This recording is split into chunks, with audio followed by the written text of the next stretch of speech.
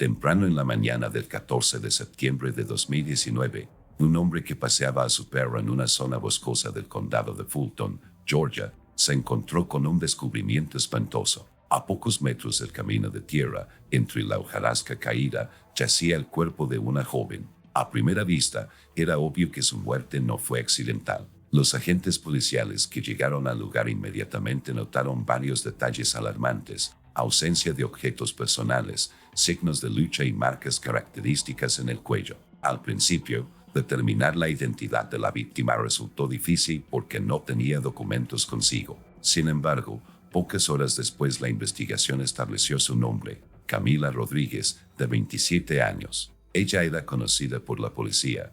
Había sido arrestada varias veces por delitos menores y también estaba incluida en la base de datos como posible testigo en otro caso. El descubrimiento de su cuerpo ha suscitado una ola de interrogantes. ¿Quién podría querer verla muerta? ¿Un delito común basado en un conflicto doméstico o algo más? Pronto surgieron detalles inesperados. Varias semanas antes de su muerte, Camila hizo confesiones peligrosas. Afirmó que uno de sus clientes habituales era una persona influyente que trabajaba en el sistema policial. Además, afirmó que tenía pruebas de sus reuniones. Esta información podría ser clave en la investigación de su asesinato. Sin embargo, la pregunta seguía abierta: ¿su muerte fue un accidente relacionado con su estilo de vida o fue un asesinato a sangre fría cometido para cubrir sus huellas? La investigación apenas estaba empezando a desentrañar este enredo. Camila Rodríguez nació en 1992 en un pequeño pueblo cerca de Atlanta. Su infancia no puede calificarse de feliz. Su madre sufría de adicción al alcohol.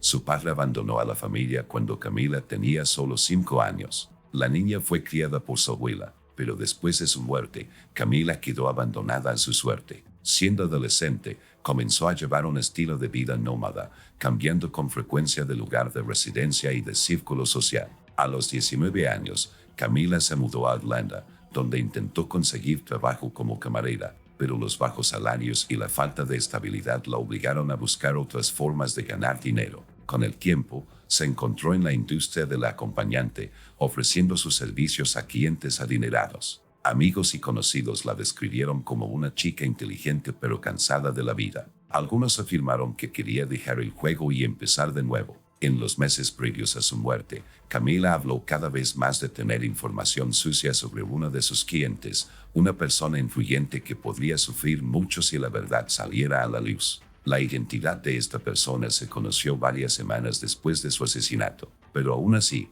los investigadores entendieron que Camila sabía demasiado, y tal vez fue ese conocimiento lo que le costó la vida. Camila Rodríguez no ocultó el hecho de que entre sus clientes había personas de todos los ámbitos de la vida. Trabajó en el segmento de acompañantes de élite, donde las mujeres acompañaban a clientes adinerados a reuniones de negocios, eventos sociales y fiestas privadas. Sin embargo, no todas sus relaciones fueron públicas. Algunos hombres prefirieron mantener su pasión en secreto, temiendo por su reputación. Varios meses antes de su muerte, Camila hizo varias confesiones a un pequeño círculo de conocidos. Dijo que uno de sus clientes ocupa un alto cargo en el sistema policial. Además, este hombre estaba conectado no solo con Camila, sino también con otras mujeres de su círculo. Durante mucho tiempo se desconoció exactamente de quién se estaba hablando. Un día, en una conversación privada con una amiga, Camila insinuó que ese hombre trabajaba en la fiscalía y utilizaba frecuentemente sus servicios.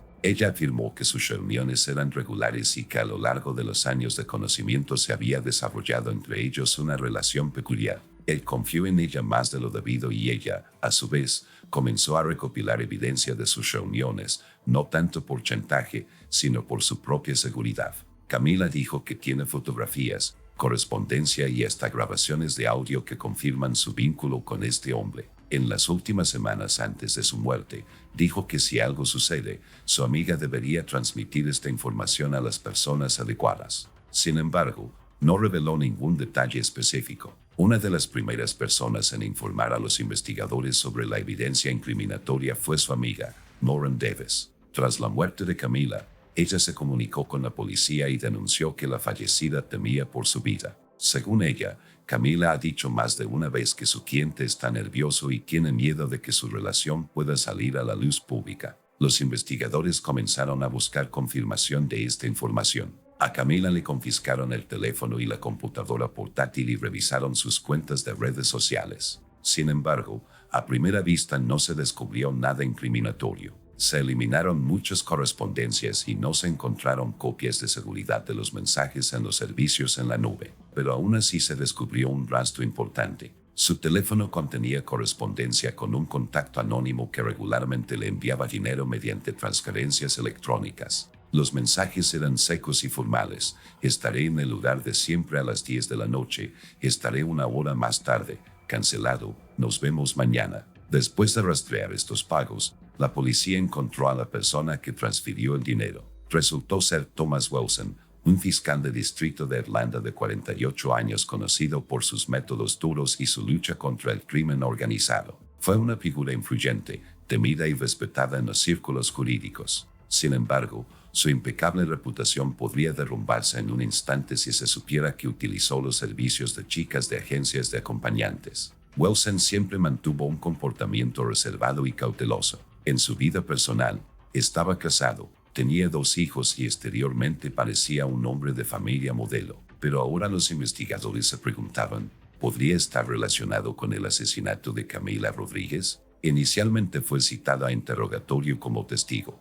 Negó conocer a la víctima, pero los investigadores luego lo confrontaron con transacciones financieras. Luego Wilson cambió de táctica. Admitió que conocía a Camila, pero aseguró que sus encuentros fueron estrictamente platónicos. La investigación no tenía prisa en sacar conclusiones, pero un hecho parecía obvio. Esta conexión podría haber sido la causa de su muerte. Si Camila realmente iba a revelar los detalles de sus reuniones, Wilson tenía un fuerte motivo para silenciarla. Thomas Wilson era una figura muy conocida en Atlanta. Severo, disciplinado y ambicioso, tuvo una brillante carrera en la fiscalía. Lo llamaron un hombre que no conoce la derrota. Bajo su liderazgo, decenas de criminales recibieron largas sentencias de prisión y su postura inflexible contra la corrupción y el crimen organizado le valió el respeto de sus colegas. Sin embargo, detrás de la fachada de virtud profesional había otra cara de su vida, una que preferirían no recordar nunca. Cuando los investigadores comenzaron a estudiar su biografía, encontraron varios detalles interesantes. Aunque Wilson llevaba casado oficialmente casi 20 años, su vida familiar se había vuelto tensa en los últimos años. Sus colegas lo describieron como un hombre que se quedaba hasta tarde en el trabajo, a menudo desaparecía por las noches y prefería no hablar de su vida personal. Su esposa, Sarah Wilson, se quejó en conversaciones privadas con amigos de que su marido se había vuelto distante y frío. La auditoría financiera también reveló algunas rarezas. Wilson retiraba regularmente grandes sumas de efectivo que no se reflejaban en sus gastos oficiales. Este dinero, según supusieron los investigadores, se utilizó para pagar los servicios de chicas de compañía de élite. La relación con Camila Rodríguez, según se supo, duró aproximadamente 2 años. Los colegas de Wilson no podían creer que él pudiera estar involucrado en el asesinato. Sin embargo, varios hechos hablaron en su contra. En primer lugar, su número de teléfono apareció en la correspondencia eliminada de Camila.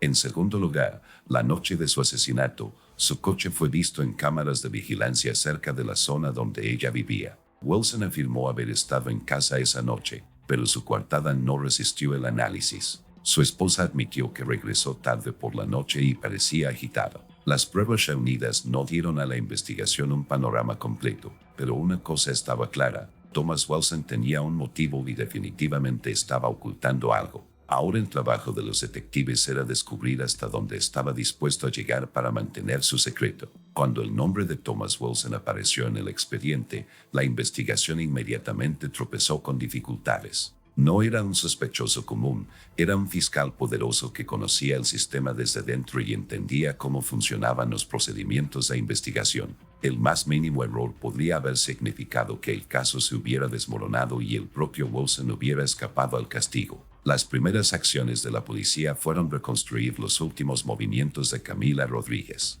Según los datos de la torre de telefonía celular, su teléfono se quedó sin señal a las 10:47 de la noche el día del asesinato. La última vez que se detectó su señal fue en la zona de su apartamento en el centro de Atlanta. Las cámaras de CCTV en la misma área captaron un automóvil que coincidía con el de Wilson circulando por la calle cerca de la casa de la víctima minutos antes de que su teléfono sonara. La policía solicitó una orden para registrar su coche y su domicilio, pero un juez afiliado a la Fiscalía del Distrito la denegó, alegando falta de pruebas. Sin embargo, los investigadores encontraron una solución. Interrogaron a los vecinos de Camila. Uno de ellos, un hombre llamado Derek Lowry, recordó haber visto a Camila hablando con alguien esa noche. No distinguió el rostro de su interlocutor, pero notó que vestía un traje oscuro y hablaba con seguridad, gesticulando con las manos. El segundo punto clave es el análisis de las transacciones financieras. Wilson transfería dinero regularmente a Camila a través de servicios de pago anónimos. La última transferencia,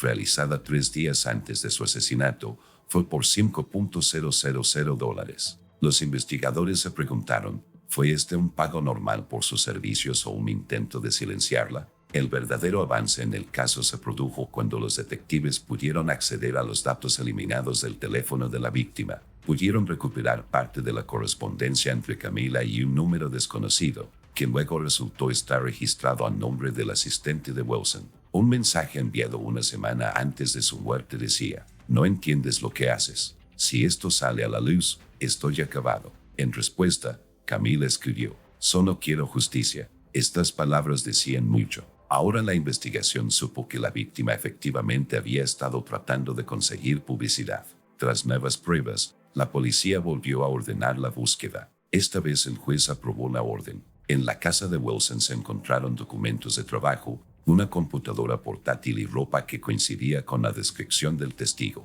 Pero lo más importante fue el descubrimiento de una pequeña mancha en el asiento trasero de su coche. Un examen mostró que era sangre. Ahora la investigación tenía una razón directa para la detención. Thomas Wilson se ha convertido en el principal sospechoso del asesinato de Camila Rodríguez. Cuando los detectives llevaron a Thomas Wilson a la estación, parecía tranquilo. Su comportamiento no delataba nerviosismo. Seguía confiado. Sabía exactamente qué preguntas le harían y no iba a darse por vencido. Sin embargo, los investigadores ya tenían pruebas suficientes para acusarlo. El primer interrogatorio duró casi 4 horas. Wilson negó cualquier participación en el asesinato. Confirmó que conocía a Camila Rodríguez, pero insistió en que sus encuentros fueron puramente personales y no tuvieron nada que ver con su muerte. "Sí, la conocía. Sí, le pagué, pero no la maté", dijo. Sin embargo, a medida que los detectives le presentaron más pruebas, su confianza comenzó a quebrarse.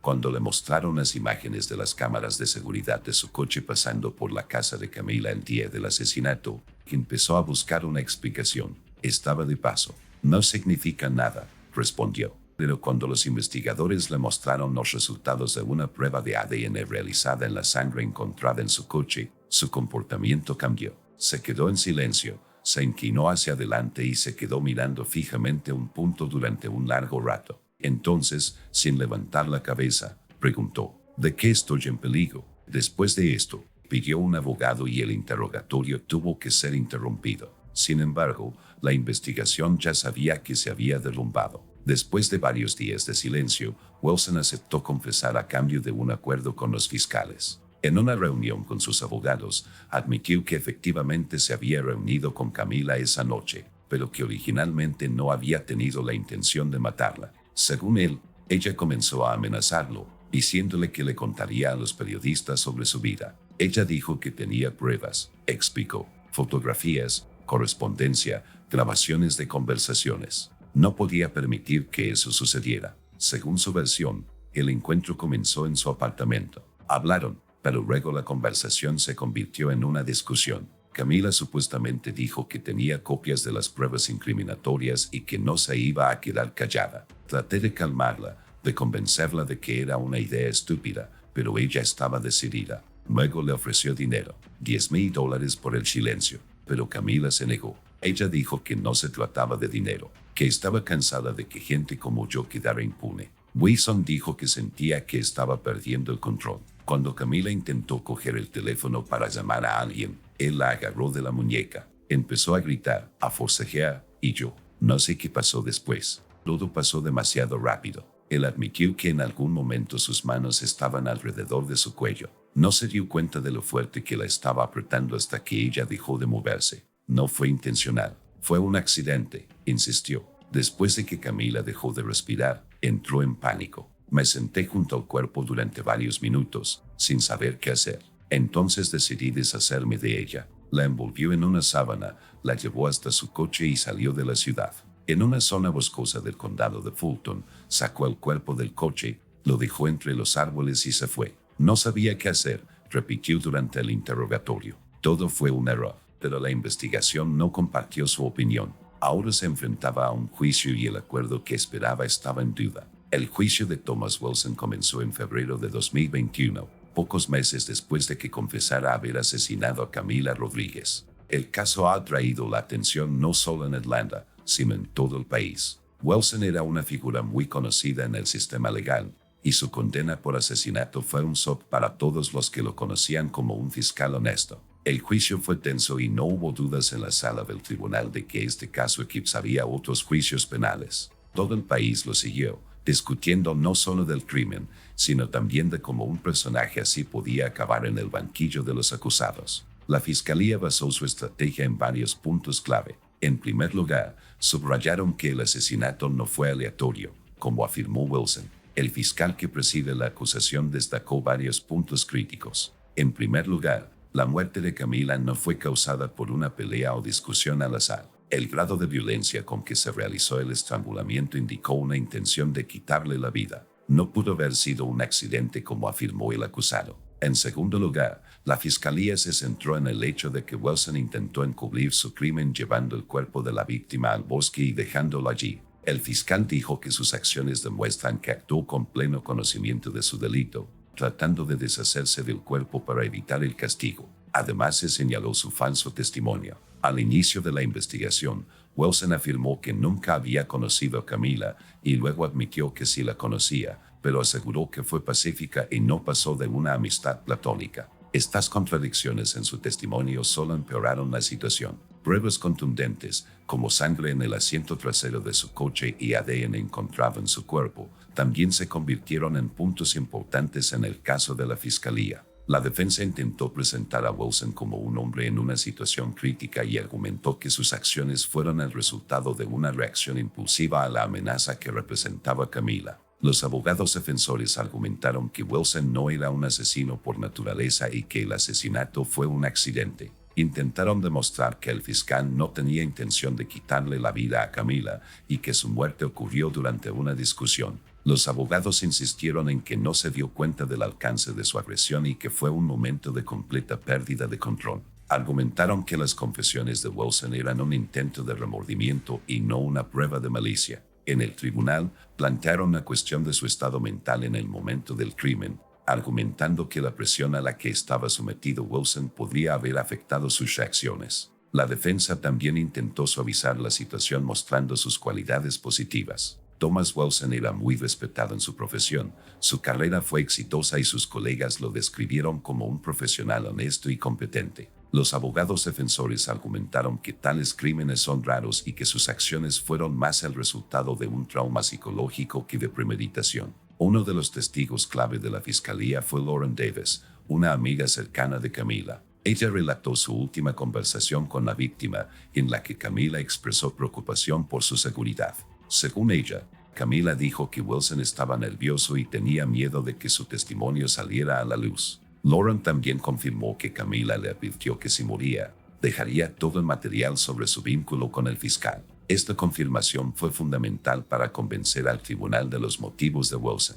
El siguiente testigo fue Sarah Wilson, la esposa del acusado. Ella confirmó que su marido regresó a casa tarde la noche del asesinato y parecía angustiado. Sin embargo, también dijo que no podía entender el motivo de su preocupación. Este testimonio confirmó que Wilson había estado actuando de manera extraña la noche del asesinato y que podría haber estado ocultando algo. Por otro lado, la defensa intentó retratar a Wilson como un hombre atrapado en su propia vida. Llamaron a varios testigos, entre ellos compañeros de trabajo y un psicólogo, que afirmaron que Wilson estaba bajo presión constante en sus actividades profesionales. Estaba sobrecargado de responsabilidades y a menudo no podía hacer frente a la sobrecarga emocional. La defensa intentó enfatizar que el asesinato fue resultado del estrés y de un estallido aleatorio de agresión y no de un cálculo frío. Argumentaron que Wilson no era un psicópata, sino simplemente un hombre que había cometido un error en algún momento de su vida. El juicio de Thomas Wilson se convirtió rápidamente en objeto de un amplio debate público. La fiscalía señaló sus acciones deliberadas para encubrir el crimen,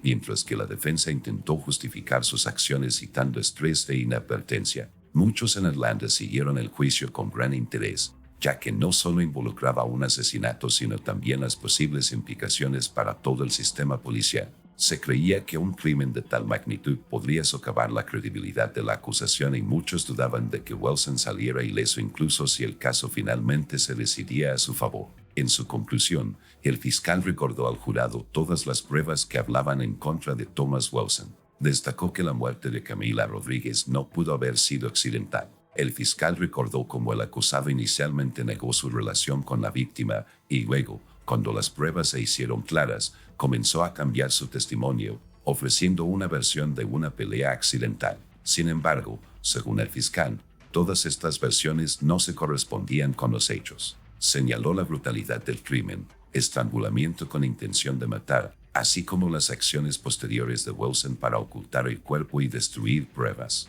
El fiscal dijo que el motivo de Wilson era ocultar sus vínculos con Camila, de quien creía que podría arruinar su carrera si decidía revelar la verdad. No se detuvo en un solo crimen, afirmó el fiscal. Cometió un asesinato y luego intentó ocultar sus huellas para evitar el castigo. Sabía que si se descubría la verdad, su vida y su carrera quedarían arruinadas. No fue un accidente sino un frío cálculo. Él sabía lo que hacía. Thomas Wilson pidió que se le permitiera hacer una declaración final antes de que el jurado se retirara a considerar su decisión. Se puso de pie, parecía cansado, su rostro estaba pálido y su voz temblaba cuando comenzó a hablar. No quería esto. No quería que nadie saliera herido. Todo lo que hice fue un error. Me equivoqué. No sabía cómo afrontar la situación y no pensé en lo que estaba pasando. Pido disculpas por lo sucedido. Nunca pensé que esto traería estas consecuencias, dijo al jurado. Wilson miró brevemente a su esposa, que estaba sentada en la sala del tribunal. Ella no le quitaba los ojos de encima, sus ojos estaban llenos de lágrimas. Continuó: soy culpable y estoy dispuesto a aceptar el castigo, pero por favor entiendan que yo no era una mala persona.